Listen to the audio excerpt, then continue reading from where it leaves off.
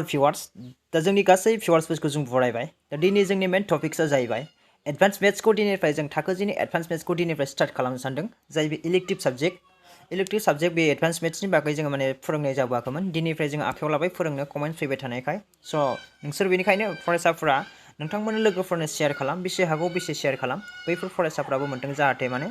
जायफोर माने दासिमबो एडभान्स मेथ्सखौ मोनाखै बिथांमोननि क्लासखौ मोनाखै बिथांमोननि थाखाय शेयार खालाम दिनै फार्स्ट सिरिजनि बे स्टार्टिं भिडिअ सनाय नाम्बार 1 एडभान्स मेथ्स मेथामेटिक्स जायखौ इ माने इलेक्टिभ साबजेक्ट कड बेसेबां 19 साबजेक्ट क'डआ बेसेबांनो बियो इलेक्टिभआ जोंहा एडभान्स मेथ्सआ 19 ओमफ्राय नै दङ थाखो बेसेबां 10 टाइम जोङो बेसेबां जोंहा 3 घन्टा ओमफ्राय फुल मार्क 100 आरो पास मार्क बा पास मार्क जानाया जोंहा बेसेबां नांगोन 30 आरो इन्टारनेल एसेसमेन्ट जायखौ इन्टारनेल एसेसमेन्ट बुङो बेयाव जोंहा मा 10 मार्क दङ ओमफ्राय pass mark in written examination 27 बेयाव इन्टारनेल एसेसमेन्टआव नोंथांमोननिफ्राय लागोन बे इन्टारनेल एसेसमेन्टनिफ्राय नोंथांमोना माने कालेक्ट खालामनांगोन एटलिस्ट पास खालामनो थाखाय 3 मार्क टोटेल जोंहा पासिं मार्क ओमफ्राय रिटेन नोंथांमोना लिरनानै पास खालामथारनो नांगोन बेसेबां 27 मोनथारनांगोन लिरनानै जुदि स्कुलनिफ्राय नोंथांमोना रल नाम्बार 1 2 3 बा मास्टारफ्रा फोरोंगिरिफ्रा अनोबा 3 मार्कखौ हरोब्ला आरो नोंथाङा फुल मार्क मोनगोन इन्टारनेल एसिस्टेन्टनिफ्राय ओमफ्राय नोंथांमोना लिरखानानै पास खालामथारनांगोन 27 मार्क स' बेखिनियानो जोंनि ब्लु प्रिन्ट माने सेबा बर्डनिफ्राय बियो ब्लु प्रिन्ट जोंहा बेसेबां मार्क फैगोन बेनि सायावनो सावरायनाय जागोन बेखिनिखौ दानाय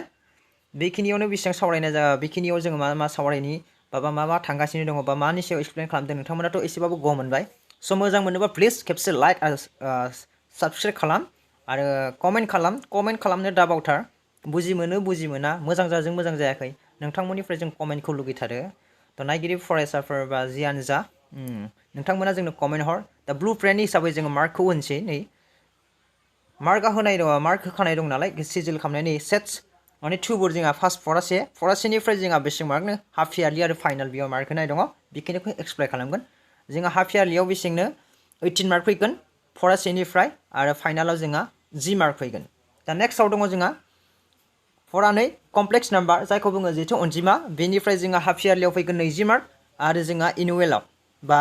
फाइनालाव एचएलसि फाइनालाव जोंहा बेसेबां फैगोन 12 मार्क दा नेक्स्टआव दङ जोंहा फरा 3 एरिथमेटिक अफ इन्टिजार्स जायखौ बुङो बर' रग' अनजिमानि सानलुलि खान्थि बेयाव जोंहा हाफ इयारलियाव बेसेबां फैगोननो 20 आरो फाइनालाव फैगोन 12 मार्क बेयाव हाफ इयारलियाव जोंहा 20 आरो फाइनालाव फैगोन 12 मार्क दा नेक्स्टआव दङ जोंहा फरा 4 क्वाड्रेटिक इकुवेशन जायखौ बर' बुङो जौगानि समानथाय दा बेवहाय जोंहा हाफ इयारलियाव फैगोन 20 मार्क आरो फाइनाल एग्जामाव फैगोन 10 मार्क दा नेक्स्टआव दङ जोंहा फरा 5 एप्लिकेशन अफ कमन लगारिथम दा आगोसा सानख्लायलिनि बाहायथि दा बेयाव जोंहा हाफ इयारलियाव फैगोन 12 मार्क आरो फाइनालाव फैगोन 5 मार्क दा बेखिनिखौ नोंथांमोना स्क्रिनशट खालामना ला मोजांनो आरो जुदि स्क्रिनशट खालामनानै लानो हायाखैबाबो जों माने डिसक्रिपशन बक्सआव होगोन बेखौ माने डाउनलड खालामना लानो हागोन जोंनिफ्राय रोखायै लिरना लानो हागोन दा नेक्स्ट दङ जोंहा फरा 2 आव दङ पारमिटेशन एन्ड कम्बिनेशन जायखौ बुङो बर'आव साजायबां आरो जथायबां दा बेनिफ्राय जोंहा फाइनाल मार्क फैगोन फाइनाल मार्कआव 9 मार्क बे हाफ इयारलियाव गैया जोंहा फरा 5 निफ्राय बिथिं गैला हाफ इयारलियाव दा फैगोना जोंहा नैबे उनथिंनिया जोंहा फाइनालाव फैगोन खिना दा बेयाव जोंहा पारमिटेशन एन्ड कम्बिनेशन बा जा साजायबां एबा जथायबाङाव जोंहा 9 मार्क फैगोन दा नेक्स्टआव दङ जोंहा फरा 7 आव ट्रिगोनोमेट्रिक जायखौ बुङो 3 खना सुआरि बा 3 खना सु बेयाव जोंहा फाइनालाव फैगोन 10 मार्क बेयाव जोंहा फाइनालाव फैगोन बेयो हाफ इयारलियाव फैया दा नेक्स्टआव दङ जोंहा फरा 8 प्लेन जिअमेट्रि जायखौ बुङो बलाम एबा समानथाला फुमसु बा समानथाला फुमसुबो बुंनो हायो जोङो बा बलामबो बुंनो हायो बेयाव जोंहा बेसेबां फैगोन 12 मार्क जोंहा फाइनालाव आरो नेक्स्टआव दङ जोंहा 9 कोअर्डिनेट जिअमेट्रि थासान फुमसुनिफ्राय जोंहा 9 फरानिफ्राय बेसेबां फैगोन 10 मार्क दा 10 मार्क मोनगोन जोङो बेनिफ्राय दा नेक्स्टआव दङ जोंहा टोटेल मार्क जोंहा बेसेबां फैगोन होनबा 9 आव लासे 90 मार्क दा नैबे 10 मार्कआ जोंहा दहाय सिगाङाव होनदों इन्टारनेल एसेसमेन्ट जायखौ नोंथांमोननि फोरोंगिरिफ्रा लागोन इन्टारनेल एसेसमेन्टखौ बा जियानो हक बेयाव नोंथांमोननो जायखौ बुङो प्रेक्टिकेलानो हमना ला बियो नोंथांमोननि फोरोंगिरिफ्रा होगोन दा बेनिफ्राय नोंथांमोनखौ इन्टारनेल एसेसमेन्ट बेनिफ्राय प्लास खालामनो हागोन इन्टारनेल एसेसमेन्ट माने नोंथांमोननि बे एग्जामनिफ्राय क्रेडिट खालामनो हागोन बा बेनिफ्राय शेयार खालामनो हागोन बा नोंथांमोननि एक्सपिरियेन्सफोरखौ नायनानै शेयार खालामनो हागोन दा बेनिफ्राय नोंथांमोननि फोरोंगिरिफ्रा मोजां जायोब्ला 10 मार्कखौ 10 मार्कनो मोननो हागौ दा जियानो हक बेनिफ्राय 10 मार्क होगोन बा टटेल 90निफ्राय 90नि गेजेराव नोंथांमोना आखाइजों नोंथांमोना लिरथारनानै केपासिटि पास खालामनांगोन बेसेबां 27खौ मोनथारनांगोन आरो जोङो बेखौ नायोबा जुदि लिरनायाव जुदि 27 मार्क मोनोबा जों इन्टारनेल एसेसमेन्टनिफ्राय बेसेबां होनांगोन 3 मार्कखौ लाबोनो हाथारनांगोन दा बेनिफ्राय जों मिथिबाय दा ब्लुप्रिन्टनि गेजेरजों दा नेक्स्टआव जोंहा टटेल मार्कआ दङ बेसेबां 100 नङा होमबा 100आव 100 स' गाइस बेखिनिया नोंथांमोननि इनफरमेसन ब्लुप्रिन्टनि हिसाबै दा जों माने फरानि बागै सावरायनाय थांसै स' मोजां मोनब्ला प्लिज लाइक साबस्क्राइब शेयार खालाम आरो बैफोरबायदि फरायसाफोरनो शेयार खालाम जायफोर माने एडभान्स मेथ्सखौ मोनाथ'वाखै आरो नोंथांमोननि लोगोफोरनो बेसेबां हायो बेसेबां शेयार खालाम दा बेबायदि थाना जों माने शेयार खालामालासिनो थाना शेयार खालामथार जाहाथे नोंथांमोनाबो नायबाय था आरो जोंबो माने फोरोंनो इनकारेज जागोन भिउवार्सफोर फैयोबा जोंबो मोजां नाङो आरो चेनेलखौ जुदि साबस्क्राइब खालामाबा साबस्क्राइब खालामना लाथार स' जों दा थांनोसै थौ फरासेनि सेट बा थुबुरनि बागै सावरायनोसै भिउवार्सफोर दा जोङो माने गिबियाव नायखां बिलाइनि बागै सावरायग्रोगोन दा नायखां बिलाइनि सावरायनायनि उनाव जोङो मा बेयाव सिनफोर बाहायनाय जायो बेनि बागै सावरायगोन बेनि उनाव जोङो स्टार्ट खालामगोन लासै लासैनो दाना आयदा खोन्दोसे आरो आयदा थुबुर बिलाइ से नाय से दशमिक सेआव दङ थुबुरनि गुदिथानि सानमोनथाय बियो माने फरा माबायाव लासै दङ बियो जोंहा सेयावनो नायखां बिलाइ सेयाव लासै थुबुरनि सोमोन्दै एसेबाबोथ' मिथिबाय नङा होमबा ए आ जुदि मोनसे थुबुर जायोब्ला ए नि सिङाव ए खौ मोनसे सेट हमोबा जोङो ए खौ मोनसे थुबुर हमोबा ए नि सिङाव गोबां बिबां थागोन ए बि सि 1 2 3 केपिटेल ए आ जुदि मोनसे सेट जायोबा बेयाव स्मल ए बि सि बेबायदि थागोन बे मोनसे थुबुर सानमोनथाय बेनि बागै नोंथांमोना एसे बुजिखाबाय जानांगौ फराखौ नायदोंबा दा नेक्स्टआव जोङो सावरायगोन कार्टेसियानखौ सावरायगोन जोङो दा नेक्स्टआव दा कार्टेसियाना बोरै जागोन बेनि बागै कार्टेसियाननि थुबुरनि कार्टियारि बा कार्टेसियान सानजाबगासै दा कार्टेसियाननि सानजाबगासैया बोरै ए बि नि गेजेराव बोरै a small A belongs to capital B बा small B belongs to capital B बेबायदिनि सायाव सावरायगोन small A belongs to capital B बा small A belongs to capital A बा small B belongs to capital B दा बेफोर बोरै जायो बेनि सायाव जोङो सावरायगोन दा नेक्स्टआव दं थुबुराव सोमोन्दो दा बे थुबुराव ए नि जुदि बे मोनसे थुबुर बा ए बि सि नङा होमबा बेयाव जोंहा ब्रेकेट थागोन ओमफ्राय जुदि बि नि मोनसे थुबुर बियो बा सि डि बि बेफोरबायदि बा बेनि सोमोन्दोफ्रा मा दा बेयाव मा खालामनाय जायो दा बेनि बागै जों सावरायगोन स' बेखिनियानो जों दा बेयाव बाहायनाय सिनफोरनि माखासे मिथिनो गोनांफोरखौ मिथिदोनि थौ दा नायदो जों माने थुबुराव बाहायनाय माखासे सिनफोरनि मुंखौ जों गिबियावनो मिथिग्रोनांगोन जाहाथे जों माने उनाव बेखौ सोंफिनबाय थानो गोनां जाया बा बुंफिनबाय थानो गोनां जाया बेखिनि थुबुरनि मुंखौ जों गिबियावनो मिथिग्रोनांगोन दा थुबुराव बाहायनाय सिनफोरनि मुं दा जों फै दानिया बे थुबुराव थानाय सिनफोरनि मुंखौ मा मोनथिदोनि दा नाम्बार 1आव दङ जोंहा नैखौ बाहायो सेट बुङो बेखौ जों बाहायनो थाखाय बा ओरै ए बि नङा होमबा बेनि गेजेराव हाबगोन केपिटेल ए इज इकुवेल टु ए बि बेफोरबायदि हाबगोन बेनि थाखाय जों बेखौ सेट होनना बुङो बा थुबुर दा नेक्स्टआव दङ जोंहा नै बेखौ ओरै बाहायो बियो माने इउनियन बेखौ ए इउनियन बि बेबायदि बाहायनो थाखाय जोङो बाहायनाय जायो माने बेयाव ए आव थानाय आरो बि आव थानाय दा जियानो जा जों बेखौ उनाव सावरायगोन दा जों सिम्बलफोरनि मुंखौल'सो मोनथिग्रोनांगोन दा सिम्बलफोरनि मुंखौ मिथिनो थाखाय नोंथांमोना नायना लाग्रो दा नेक्स्टआव बेखौ मा होनो 3 नाम्बारनि जोंहा बेबायदि थायोबा जोङो मा होनगोन इन्टारसेक्सन होनना बुंगोन बेखौ दा बेनि जों फारिलाइफोरखौ उनाव सावरायगोन एक्सप्लेना बहा बाहायो दा सिम्बलफोरखौ जों मिथिग्रोनि बेखौ जों मा बुङो साबसेट बेखौ जों मा बुंगोन प्रपार साबसेट आरो बेखौ 6 नाम्बारनिखौ बुंगोन जोङो बेबायदि दानलायनाय थायोबा बेखौ मा होनगोन नट ए साबसेट बुंगोन दा नेक्स्ट 7 नाम्बाराव दङ बेबायदि थाबा जोङो मा बुंगोन सुपारसेट दा 7 नाम्बारा थांबाय नङा होमबा जोंहा दा 8 नाम्बारा जानांगौ बेबायदि थाबा प्रपार साबसेट जागोन जोंहा प्रपार जुदि बेबायदि थायोबा प्रपार साबसेट दा बेखिनिखौ मिथिबाय दा नेक्स्ट 9 नाम्बारखौ नाय 9 नाम्बारनिया जोंहा बे नट ए सुपारसेट जुदि बेबायदि दानलायनाय थायोबा नट ए जों मा जागोन सुपारसेट दा नोंथांमोना बेखौ जुदि फारिलाइखौ नांगौबा माने डिसक्रिप्शन बक्सआव होगोन लिंकखौ डाउनलड खालामनानै मोजां नोंथांमोननि हेन्ड राइटिंजों साफायै लिरना लानो हागोन दा नाय 10 नाम्बाराव दङ जोंहा बेखौ बा ए बेबायदि सी थायो बेखौ मा होनगोन जोङो complement of A complement of A आव बुंनो हायो जों बे मोननैखौबो दा जियानो जा गुबुन गुबुन महराव थाबाबो बेखौ जों मा होनगोन डिफारेन्ट बुंगोन बेखौ बे सिनखौ जोङो डिफारेन्ट ए डिफारेन्ट बी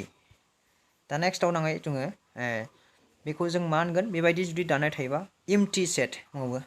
बेखौ इम्पटि सेट होनना बुङो जायखौ बर'आव सरि 1 मिनिट मा होनना बुङो उदां सेट मा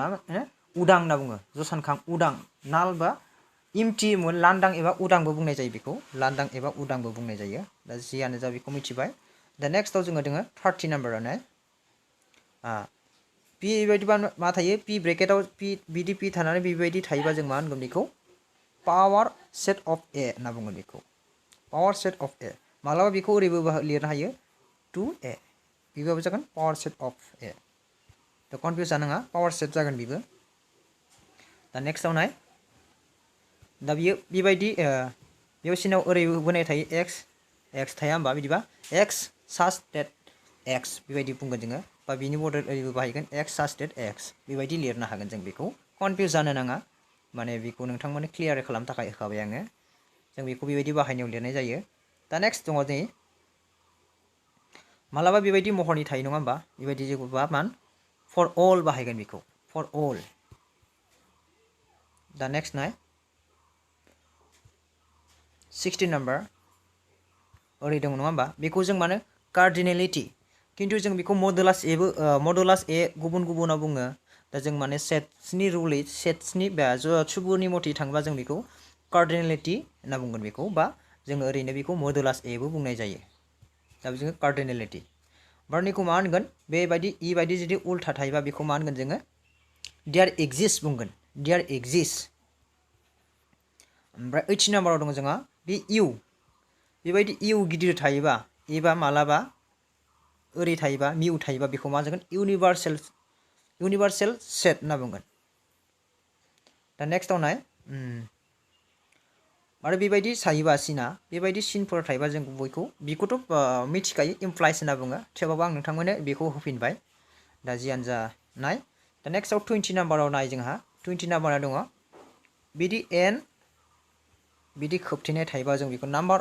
number element in the set ए होनना बुंगोन बेखौ जोङो number element in the set ओमफ्राय नै कार्टेसियान प्रडाक्ट होनना बुंगोन जोङो नैखौ बेखौ पि इनटु एक्सखौ जों माने कार्टेसियान प्रडाक्ट्स होनना बुंगोन ओमफ्राय नैबे ट्रिंगल इवेट थायोबा जों माने सिमेट्रिक डिफारेन्ट होनना बुंगोन जुदि बाहायनाय जायोबा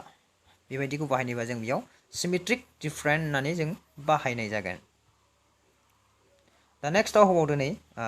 जोंहा 23 नाम्बाराव पि ए होदों नङा होमबा अखौ जों मा बुंगोन पावार सेट अफ ए होनना बुंगोन बेखौ पावार सेट अफ ए ओमफ्राय नेक्स्टआव दंबावो जोंनिया बेखौ मा होनगोन जोङो बेखौ बिलंस टु होनना बुंगोन बिलंस टु बेखौ लिरना होखादों नाय मोजाङैनो आरो बुजि मोनाबा कमेन्ट बक्सआव सोंहर दा नेक्स्टआव दङ ने बेबायदि दानदों नङा होमबा दा बेखौ मा होनगोन डास नट बिलंस टु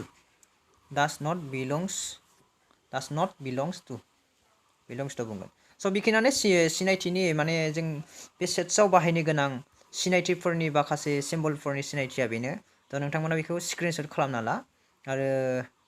स्क्रिनशट खालामनो हायाखैबा आं माने नोंथांमोना डिसक्रिपसन बक्सआव बिनि लिंकखौ होगोन जोंनिबा डिसक्रिपसनाव लिंकनिफ्राय नोंथांमोना डाउनलड खालामनानै मोजाङै साफा नोंथांमोननि समायना हेन्ड राइटिं लिरनानै लानो हागोन स' बेखिनिया बेनो जों दा चेप्टारनि बागै एसे सावरायहैदिनोसै स' गाइस दानाय सावरायगोन जोङो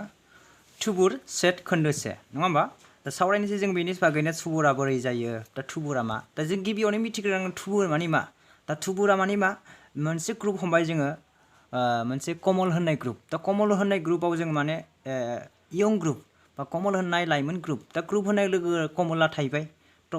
कमलनि सिङाव गोबां मानसिफोर हाबना थागोन गोबां लोगोफोर हाबना थागोन बेफोरबायदि जमा जानानै मोनसे ग्रुप बा थुबुर जायो बेखौनो मा बुङो सेट इंराजियाव सेट थुबुर जायखौ जोङो बर'आव थुबुर होनना बुङो स' बिनि जों बाहायनायनि सिम्बलफोरखौथ' सिगाङावनो लिरबोजोबबाय स' जों दा मेन बे मोनसे थुबुरआव थानाय गुदिथानि अनजिमा दा अनजिमाखौ लानानै जों बोरै खालामगोन बेखौनो जों दा सावरायदोनि दाना बे मोनसे थुबुराव थानाय गुदिथा अनजिमाखौ जोङो गिबियावनो मा हमग्रोनांगोन मोनसे मुं मोनसे हान्जानि मुं दा जोंनि बिजाबाव होदों मोनसे हान्जानि मुंखौ मा होखो जोंनो ए दा हमबाय बेनिखायनो हमबाय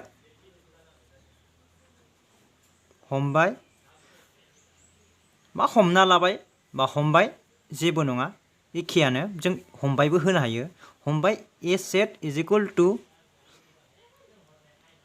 ए B C bracket second bracket बेयो मोनसे थुबुरनो मोनसे थुबुर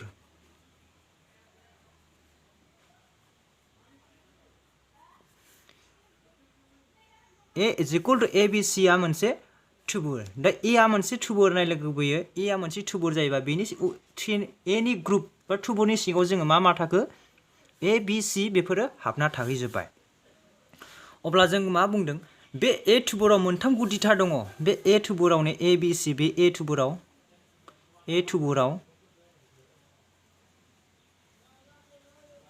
मोनथाम गुदिथा दङ गुदिथा दङ जों मिथिबाय बे ए बी सी डी आव मोनथाम गुदिथाफोरा जाबाय ए बी सी बे मोनथाम गुदिथाफोर दङ स' बेखौ जोङो मा बुंदों थुबुर दङबा जुदि ए गुदिथायाव थानाय गुदिथा अनजिमाखौ बे बिजाबनि दारै बुंदों जुदि ए थुबुराव थानाय बेयाव बुंदों जुदि ए गुदिथायाव थानाय अनजिमानि गुदिथानि अनजिमाखौ नाम्बार अफ सेट ए जों दिन्थिनाय सिन जायो जुदि बेखौ जोङो बे ए सेटखौ जोङो जुदि नाम्बार अफ सेट ए जों दिन्थिनाय जायो बेखौ बाहायाखै बेखौ कार्डिनेल नङा बियो नाम्बार अफ सेट ए जों दिन्थिनाय जायो अब्ला जों मा लिरनो हागोन दिन्थिनाय जायोबा अब्ला number of set is equal to मा लिरनो हायो 3 एबा माब्लाबा थुबुराव थानाय रोखा गुदिथाफोरनि अनजिमाखौ जोङो फोरमायनो मा खालामनो हायो माब्लाबा बेखौनो जों बोरैबो लिरनो हायो कार्डिनेल ए इज इक्वल टू 3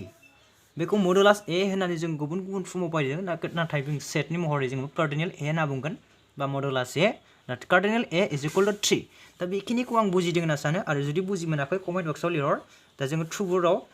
मोनथाम एलिमेन्ट्सफोरखौ दिहुनना लाबाय ए बी सी बे मोनथाम थानायखाय जोङो number of set A is equal to 3 बेखौ लिरबाय दा नेक्स्टआव जों थांनोसै स्टेप बाय स्टेप जों थांगोन हमबाय बेयाव जुदि मोनसे लाबावदों जुदि बा जिदु B is equal to B set is equal to 1 2 3 4 5 bracket बेयो मोनसे थुबुर बे बी सेटनि बे थानाय ग्रुपआव थानाय बी ग्रुपनि बेखौनो मोनसे थुबुर बेखौनो मोनसे बिनि लोगोफोर बिनि सिङाव थानाय मोनसे बाहागोफोर मोनसे बाहागो जमा जाना मोनसे थुबुर जाहैबाय बे मोनसे सासे थानानै मोनसे थुबुर जाबाय बे बाहागो अब्ला बेखौ जोङो number of set B is equal to 5 लिरनो हायोब्ला अब्ला एबा बेखौ जों ओरैबो लिरनो हागोन कार्डिनेल A B is equal to 5 बिदिबो लिरनो हागोन दा बेयाव जों नो डाउट एनि हाउ जों सोलोंथारनांगोन दा नेक्स्टआव आरो मोनसे होबावदों बेखिनिखौ बुजि मोनबाय आं सानो बुजि मोनदोंबा खेबसे लाइक खालामना हो आरो कमेन्ट हर फोरोंनायखौ बोरै जादों बोरै जायाखै कमेन्ट हरबा जों माने मोजां मोनो दा नेक्स्टआव जुदि गुबुन मोनसे लाबावनि जोङो मोनसे लाबाय गुबुन मोनसे एस खौ हमबाय जोङो मोनसे set S set is equal to 1575 जायोब्ला 1575 जायोब्ला अब्ला जों बेखौ नाम्बार अफ सेट सिस्टेमजों लिरोब्ला बेबायदि फर्मजों लिरोब्ला number of set S is equal to मा लिरगोन जोङो बेयाव 1 2 3 बेयाव मा लिरगोन 3 जाहोना मा बेयाव 5आ माने खेबसे जावलेफिनदों बा फिन जाफिनदों बेनि थाखाय जों बेखौ 5 को जों मा काउन्टिंआव लानाय जाया सानफिननाय जाया तो बिनि डिफरेन्टखौ आं बुजि मोनबाय होनना सानो जों मानो थाखाय लाफिननाय जाया होनबा बेयाव माने बेयाव माने थाखानाय अनजिमाया जुदि बेयाव थाफिनोबा जों बेखौ लाफिननाय जाया बेबायदि मोनसे रिपिट जावलेफिनोबा जों बेखौ लाफिननाय जाया अब्ला नाम्बार अफ सेट बा number of cardinal is equal to जों मा लिरनो हागोन 3 cardinal S is equal to 3 बा cardinal S is equal to 3 बेबायदि जों लिरनो हागोन एबा नो डाउट आं बुजिदों होनना सानो आरो बुजि मोनाखैबा नोंथांमोना माने कमेन्ट बक्सआव लिरहर बोरै जादों बोरै जायाखै क्लासफोरा मोजां मोनोबा लाइक खालामनो दाबावथार दा जों बेखिनिखौ सावरायबाय दा बेनि उनाव जों माने उदाङै मोनसे सेट जों जायखौ एम्प्टी बा नाल सेट होनना बुङो बेखौ बेनि दिन्थिसिनखौ जों बेजों दिन्थिनाय जायो बेखौ जों नाल सेट बा बेनि अनगायै थुप्पा थुबुर फाइनि थाखाय थुप्पा थुबुर फाइनि थाखाय जों बे थुप्पा थुबुर फाइनि थाखाय जों मा लिरोनो बेखौ जों थुप्पा थुबुर होनना बुङो थुम्फा थुबुर बेयाव थुबुर जानांगौ थुबुर माने सेट बोलायनाय जोङो फाइनि थाखाय मा लिरो नाम्बार अफ नाल सेट बा empty set is equal to 0 मानो होनबा बेयाव जेबो नाम्बार गैया दा बेखौ बेबायदि थायोबा जों मिथिखा बेयाव जेबो माने एलिमेन्ट्सफोर गैया बेखौ जोङो 0 हमनाय जायो दा बेखिनिखौ बुजि मोनबाय नों सानो दा नेक्स्टआव जों थांनोसै बेनि ससेखौ जों सावरायनोसै बेनि सावरायनो गोनां मानो जुदि मोनफा सानथा थुबुराव थानाय गुदिथा अनजिमानि दा नेक्स्टआव दों मोनफा सानफा थुबुराव थानाय गुदिथानि अनजिमाखौ थुबुरनि सानमोन अनजिमा होननानै बुंनाय जायो मोनफा सानथा थानाय गुदिथानि अनजिमाखौ जों माने कार्डिनेल नाम्बार होननानै बुंनाय जायो जिदु बे थुबुरा थुबुरआ ए जायो अब्ला थुबुरनि सानमोन अनजिमाखौ दिन्थिसिननै जों बाहायनाय जायो बेखौ नाम्बार अफ सेट ए बा कार्डिनेल नाम्बार अफ सेट ए बा कार्डिनेल नाम्बार बेबायदिबो बुंनो हागोन जोङो दा जियानो जा बेखौ जों सिगाङावनो बेनि बागै सावरायबोखाबाय बे सिम्बलफोरनि बागै दा बेखौ माब्लाबा थुबुर फारि अर्डार अफ द सेट होननानैबो बुंनाय जायो आरो बेखौ माब्लाबा मा बुंनाय जायोनो थुबुर फारि होननाबो बुंनाय जायो दा बेखिनिखौ जों दिनै सावरायबाय दा बेनि उनाव जोङो गाबोन बा नेक्स्ट सिरिसनि जोङो सावरायजोबसिगोन मोजाङैनो स' दिनै बेखिनिखौ सावरायबाय बारा माने गोलावद्राय खालामबा बरिं नाङो स' बेखिनिखौनो सर्टकाट भिडिअ खालामबाय आरो जों दिनै माने गोदान हिसाबै बेखिनिखौनो खालामबाय बोरै जादों बोरै जायाखै कमेन्टआव लिरहर क्लासखौ स' थेंक्स अल भिउवार्स